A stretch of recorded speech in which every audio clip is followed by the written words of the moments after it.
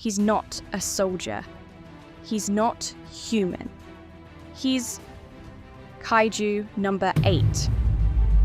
This is everything you need to remember before Season 2 hits. Let's recap.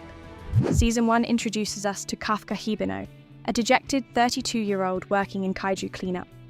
He is miles away from his childhood promise to his friend, Mina Ashiro, to join the elite defense force together. While Mina has become the celebrated captain of the 3rd Division, Kafka's life is one of disillusionment. He meets a dedicated young part-timer at his company, Leno Ichikawa, who is aspiring to join the defense force. Leno informs Kafka that the defense force has raised its allowed age to 33, making Kafka eligible again. During a Yoju attack, Kafka protects Leno, but a parasitic kaiju enters Kafka's mouth, transforming him into a human kaiju hybrid. Forced to flee due to an alert, Kafka soon discovers his immense strength. He accidentally saves a child from another Yoju, earning him the moniker Kaiju No. 8 from the defense force due to his evasion of capture. Both Kafka and Leno pass the first exam stage for the defense force. At the second stage, Kafka encounters Kikoru Shinomiya, a highly talented and initially arrogant defense force recruit, daughter of the Director General. She immediately senses his kaiju presence. The second stage of the exam involves neutralizing kaiju with special power suits made from kaiju muscle fibers. While others like Kikoru unleash a remarkable 46% combat power, Kafka registers an unprecedented 0%. Despite this, Kafka uses his unique knowledge of kaiju anatomy from his cleanup job to aid other recruits.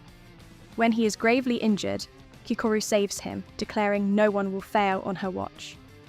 The exam takes a dark turn when an intelligent humanoid kaiju suddenly appears, pointing a finger at Kikoru and piercing her chest.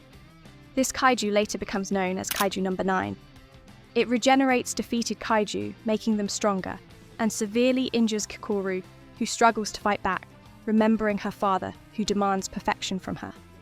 As Kikoru is about to be killed, Kafka, in a desperate act, transforms into his kaiju form and appears before her, defeating the Honju that was attacking her.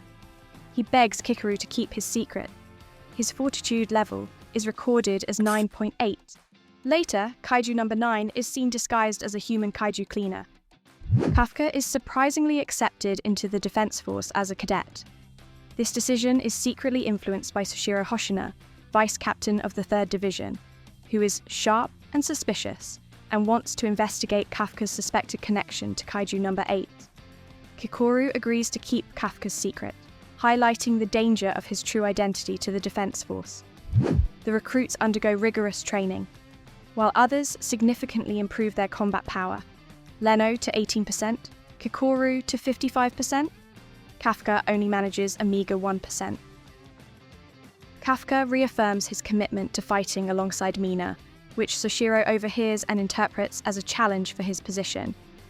Their first mission, the Sagamihara neutralization operation, sees Mina demonstrate her overwhelming power by eliminating a large fungal Honju with her massive handheld cannon.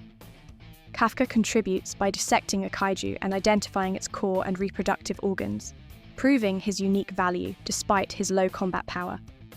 Leno and Iharu Furuhashi encounter Kaiju No. 9 in its human disguise. It creates a mimetic space to block communications and easily overpowers them.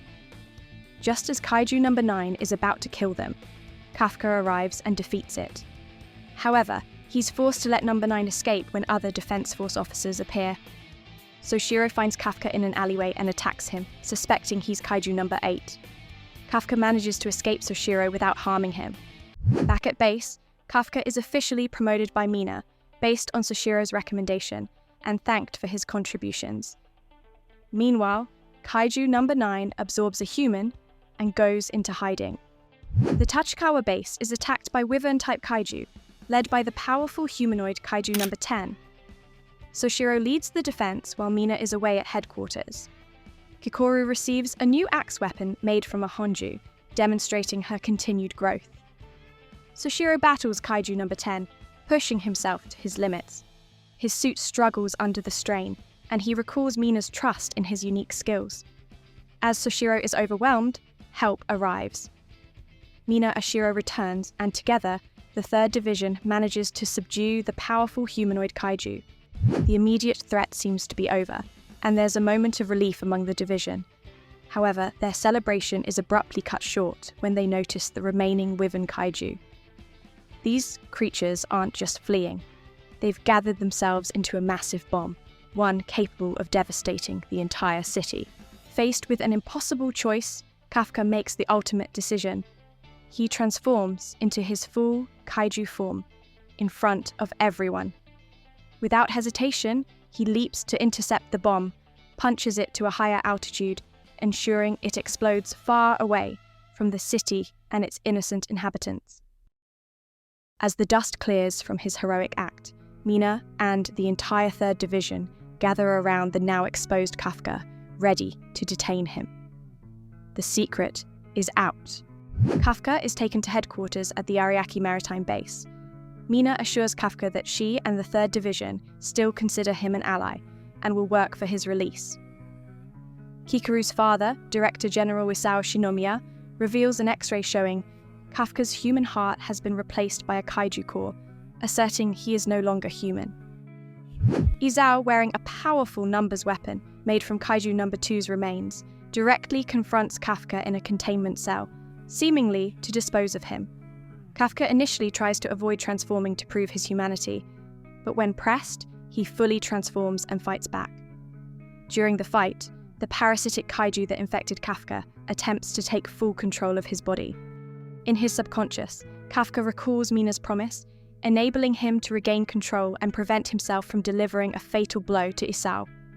Kafka collapses and his disposal is deferred, with Isao agreeing to keep him alive as an asset.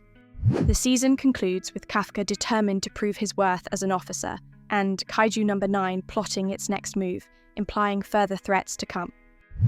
And there you have it. Kaiju No.8's secret is out, but the real battle is just beginning. If you found this recap helpful, don't forget to like, share, and subscribe. Thanks for watching, and I'll see you in the next one.